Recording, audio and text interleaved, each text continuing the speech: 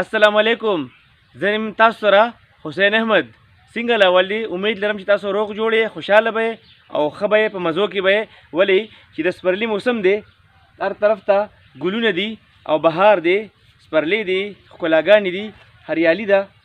ستاسو لپاره نن یو ویډیو جوړوم، ډېره سپیشل ده. خو تر اوسه پورې چې چا زموږ یوټیوب چینل نه سبسکرایب کړی، مهرباني وکړئ سبسکرایب کړئ، لایک کړئ او بیل آیکن هم ووهئ چې نوټیفیکیشن ده بر وخت ملاویږي. ښه جي، تاسو ته زه یو پردې ښیم. تاسو دا پردې وګورئ د ډیزاینینګ حوالې سره، د کلر کمبینیشن حوالې سره چې دا پردې جوړې شوي څنګه دي او د دې کلر کمبینیشن څنګه شوی دی او دا فټ شوي څنګه دي. تاسو دا پردې وګورئ، بیا تاسو ته د دې باره کې زه یو څو خبرې کول غواړم.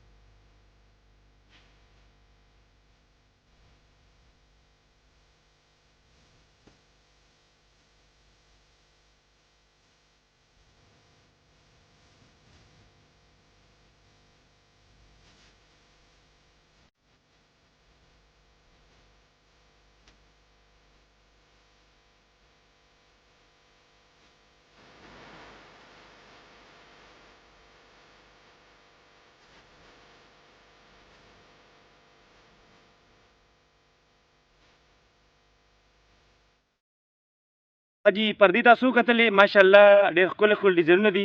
کله چې پردې جوړوئ نو تاسو پکې د کلر کمبینیشن خیال ساتئ، د ډیزاینینګ حوالې سره خیال ساتئ. څنګه چې تاسو صوفه وي نو کوشش کوئ چې هغې سره میچنګ یا کنټراسټ کې پردې جوړوئ.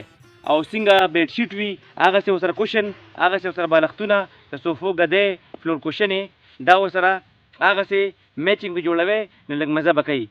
څنګه چې تاسو پرې پردو کې وکتل چې داسې ښایسته ښایسته ډیزاینونه دي نو دې ته تاسو داسې کار کوئ چې کله تاسو د پردو جوړول په موډ کې شئ که نه، یا څه خادي وي یا څه د کور رینویشن وي یا تاسو نوی کور جوړ کړی وي یا ډرایینګ روم یا بیډ روم یا سیټینګ د هغې تاسو پردې جوړوئ نو مهرباني کوئ د هغې نه مخکې تاسو ډیزاینر راغواړئ یا ول د هغې آفس ته ځئ، هلته هغه سره مشوره کوئ او ځان پوهوئ، لاول پیپر ورک کوئ، خپل څه آیډیا پیش کړئ، د هغوی نه آیډیا واخلئ، د هغې نه مشوره واخلئ، خپله مشوره ورته پیش کړئ، رنګونه وښایئ تاسو مخکې نه په دیوال باندې کم یو کلر کړی دی د هغې باره کې خبرې اترې کوئ. زه خو امید ساتم چې تر اوسه پورې څومره موږ ویډیوګانې کړي دي او هغې کې موږ د پردو د ډیزاینینګ حوالې سره کمې خبرې اترې کړي دي تاسو به ترې څه ناڅه زده کړي دي. که چېرې تاسو په خپله ځان له پردې جوړول غواړئ نو ښه آرام سره د خپل بجټ مطابق یو بجټ ځان له مختص کړئ د پردو دپاره، د کمرې د سیټینګ دپاره. هغې نه بعد تاسو کاغذ او پنسل راواخلئ، د هغې خاکه جوړه کړئ، ځان له په زړه کې یو کلر خوښ کړئ چې کوم کلر موږ دا پردې جوړو، څنګه به ورسره بیډ شیټ جوړو، څنګه به ورسره د صوفو کوشن جوړو، فلور کوشنې به څنګه وي، د کمرې پوره سیټینګ به څنګه وي. د هغې نه بعد تاسو بیا مارکیټ ته لاړ شئ او کپړې وګورئ. زه په اکثر محفلونو کې په بعضې ځایونو کې دا وایم چې ضروري نه ده چې په لکونو کې د یو شیز جوړ شي نو هغه به ښایسته ښکاري، په زرګونو کې چې یو شیز جوړ شي هغه هم ښایسته ښکاري. مطلب په کم بجټ کې جوړ شي خو د هغې نه مخکې د کلر کمبینیشن ډېر ضروري دی، د مټیریل چې کول ډېر ضروري دي چې آیا تاسو هغې لپاره کوم مټیریل واخیستلو دا د هغې لپاره سیوټیبل دی که نه دی. تاسو چې کوم مټیریل بازار کې واخیستل هغه به سیټینګ صحیح خوري که به نه خوري. دې لپاره چې کوم تاسو ټریمینګ لیس یعنی دا ریشه فیته چې ورته وایي دا م واخیستله دا دې سره میچنګ خوري یا نه خوري. بعضې نیم ځای کې وړه پرده وي د هغې دپاره مطلب واړه واړه شیزونه اخیستل پکار دي. بعضې نیم ځای کې غټه پرده وي 9 فوټ 10 فوټ چوړی وي نو هغې لپاره که غټ لیسز واخلئ هغې کې چې کوم هغه مرۍ وي غټې غټې وي نو په هغې باندې مزه کوي. بل دا یو خیال وساتئ کله چې تاسو اوس د ګرمۍ موسم دی، د ګرمۍ په موسم کې پکار دی چې لایټ کلرونه استعمال شي. مثلا کریم کلر شو، لایټ پینک شو، لایټ پرپل شو، سی گرین شو، دا کلرونه په ګرمۍ کې ډېره مزه کوي. او د دې نن سبا دور هم دی، نن سبا دا ډېر شوخ کلرونه دې نه خلک بور شوي دي لکه سره سره او شنه شنه او دا ډېر زیات کوم کلرونه چې وو دې نه اکثر خلک بور شوي دي. تاسو دا وینئ که نه ما سره په لاس کې چې کوم دا ګل دی دا لایټ پینک دی، صرف پینک پکې محسوس کېږي. ګرین پته چې کوم دا دې سره ډېره مزه کوي. نو تاسو دا قدرت کومې نظارې چې موږ ته ښایي نو دا د څه نه خالي نه دي. مطلب دی کې موږ ته الله پاک د کلرونو کمبینیشن ښایي خو موږ له سوچ پکار دی چې موږ د خپل دماغ لړو کړو او د دې نه څه زده کړو او دا بیا په خپلې زندګۍ کې چې موږ کوم څیز استعمالو او د هغې نه استفاده وکړو او هغسې موږ ځان له د کلر کمبینیشن کوو. تاسو چې سم جوړوئ نو لاول خو پکار چې تاسو په خپله اوسه پورې د ویډیوګانو نه څه زده کړي وي او که چېرې تاسو لږ ډېر نه زده کړې نو بیا پکې د ډیزاینر نه خامخا مشوره اخلئ ځکه چې مشوره کې هسې برکت وي. تاسو چې سم جوړول غواړئ ډیزاینر ته لاړ شئ زموږ دومره بجټ دی او د دې کې د موږ د کور یا د کمره ډیزاین کول غواړو نو لږ پیپر ورک وکړئ، لږ آرام سره کپړه هم وګورئ، مټیریل هم وګورئ، هغې سره چې کوم جالۍ نیټ شیر کاټن تاسو استعمالوئ نو هغه هم وګورئ او ټول هر څه وله ښه برابر واخلئ. د هغې نه بعد خپلې پردې ځان له په خپله تیاروئ او ډیزاین کوئ هم په خپله نو دونه ګرانه خبره نه ده. تاسو بیا دا ښایسته ښایسته پردې اوس تاسو کومې وکتلې د دې نه ښایسته ښایسته سیټینګ تاسو ځان له راوستی شئ. انګلیش کې یو متل دی فرسټ امپریشن از د لاست امپریشن. کله چې تاسو کمره، بیټک، اجره، ډرایینګ روم ښکلې سجوي او تاسو کره میلمه راشي نو هغه به وایي چې واه کیا بات ہے.